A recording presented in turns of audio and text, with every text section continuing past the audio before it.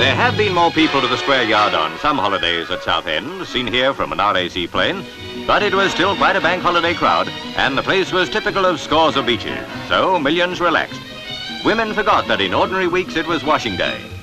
Fish out of water is what most folk would feel if they were on the Mediterranean, so millions gladly settled for Britain, and made a nice picture too, posing for portraits or sampling promenade fashions that never saw the light of Paris. It's the simple pleasures that score most. 2 good licks and you've got a perfect mast. The fare was traditional. Other things move with the times. Any more for the Skylark nowadays means scudding over the sea at 40 miles an hour. No extra charge to sit in the back row. Not quite airborne, but just another sample of the thrills to be had on all sides.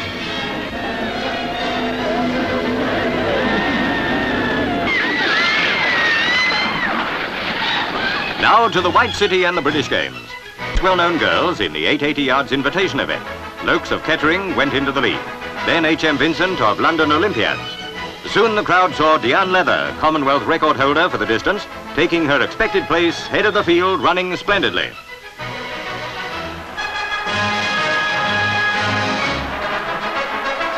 And there was the record holder, going Diane for leather to finish in 2 minutes, 9.5 seconds.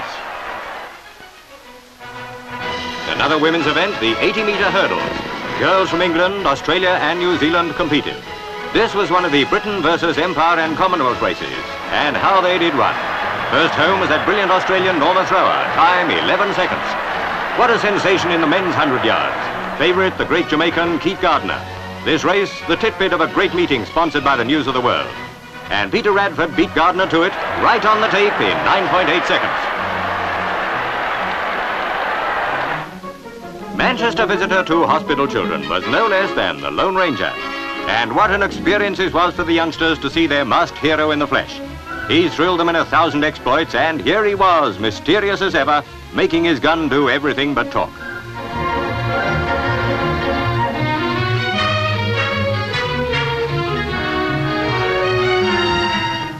One little chap almost saw behind the mask, but that was too much to expect.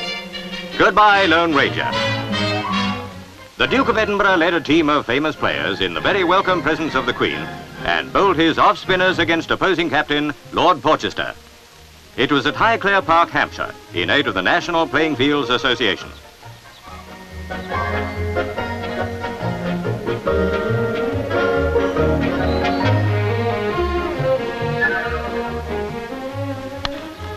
When the Duke's turn came to bat, he was ably supported by such stalwarts as Edrich and Compton.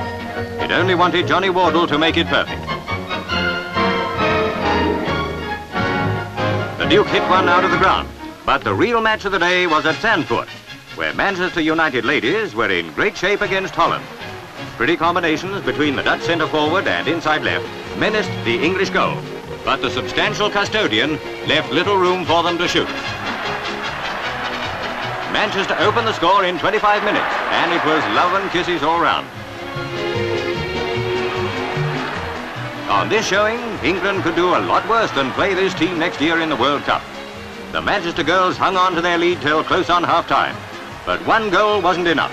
The Low Country lassies rallied, split the English defence and saved Dutch honour with the all-important equaliser.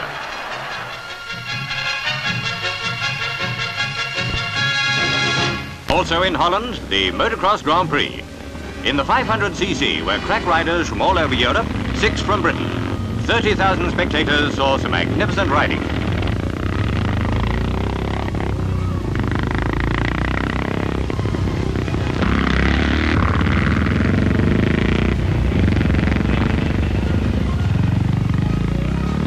The winner, riding a BSA, was John Draper. A great performance by a British motorcycle ace.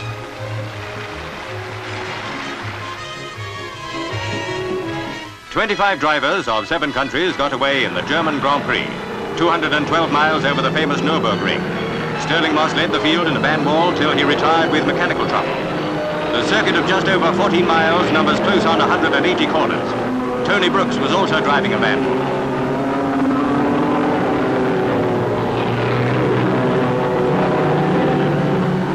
Peter Collins and Mike Hawthorne Ferraris were fighting a terrific battle with Brooks. It was soon after this that poor Collins, number 2, had his fatal accident.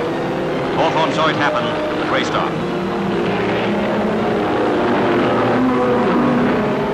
Tony Brooks hurled his van wall over the line, winner at a record average for the course of 90.87 miles an hour.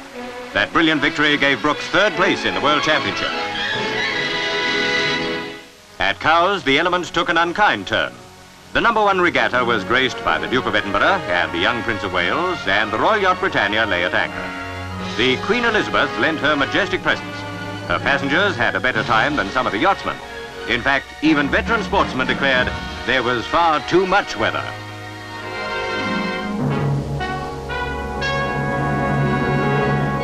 However, the tough conditions didn't deter the Duke in Blue Bottle from bringing his son with him.